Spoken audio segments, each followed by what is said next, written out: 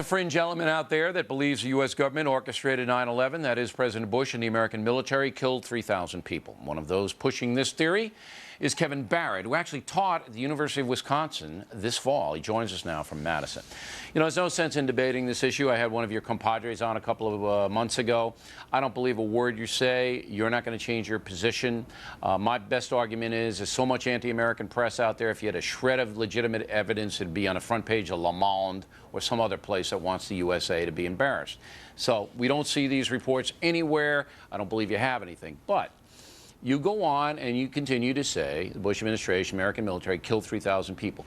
How has that impacted your life? What has happened to you since you started doing this? Well, you know, Bill, it's actually been one of the best things that ever happened to me.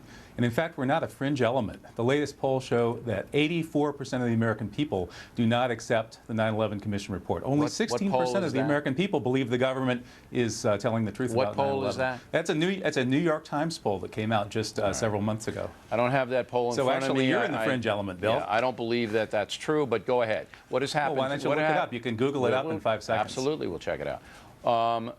What has happened to you since you've been putting this outlandish stuff out there? Well, it's not outlandish. In fact, as I said, it's now practically a majority position in the U.S. and certainly around the world.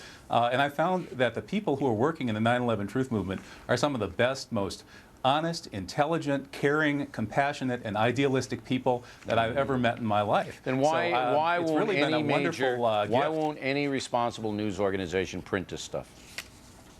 Well, they do. They only print it once, though. For instance, all the newspapers. It seems to be a big story at the President of the United States. After 9/11. Hold it. BBC News printed stories about these hijackers turning up alive after 9/11. Other respected news outlets printed stories about how bin Laden met with the CIA when he was in Dubai in July 2001. Okay. Le Monde stands behind that. If Figaro stands behind that. The Guardian stands behind that. If there was any evidence of this story, it would be all over the place. It would be the story of the century. It's no place. Well, unfortunately, they print it once and then they just forget about it. Why? But the Guardian, why would you forget about President Bush killing story. 3,000 Americans? Why would anybody forget about that? Why?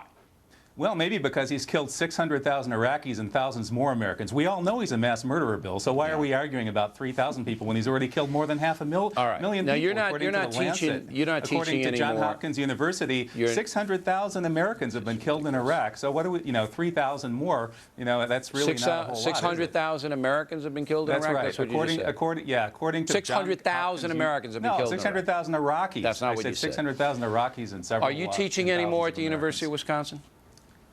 No, I'm not teaching right now. Why? I finished my semester. We had a great semester. Why aren't you teaching anymore?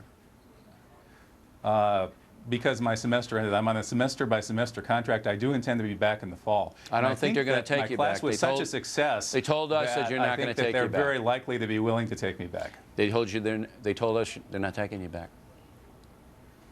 Well, you know why they're not taking you back? Because you're irresponsible. You can't back up what you say. You're a propagandist. Bill, you've been saying I'm crazy every time you've had this subject on your show. Correct. But you know something? Maybe I am crazy to go on the show with you. Maybe. But I get email from a lot of people. Most of it's supportive, but some of those people say I'm crazy. And whenever I get one of those emails, I write back and I say, anybody who would email a crazy person to tell them they're crazy is crazy. And any show host who would invite a crazy person on their show to tell them they're crazy is even crazier. So I guess that makes two of us, Bill. The reason that you're on the program, and this will be the last time you're on, is so that people can get a look at you, all right, and can see what is in the classroom at the University of Wisconsin. And that's the only reason you're here, Mr. Barrett. But I appreciate you showing up. Well, Bill, I heard you were dissing my students. Okay, talk to you soon. We'll wrap things up with the most ridiculous item of the day, which that probably was, and some of your mail.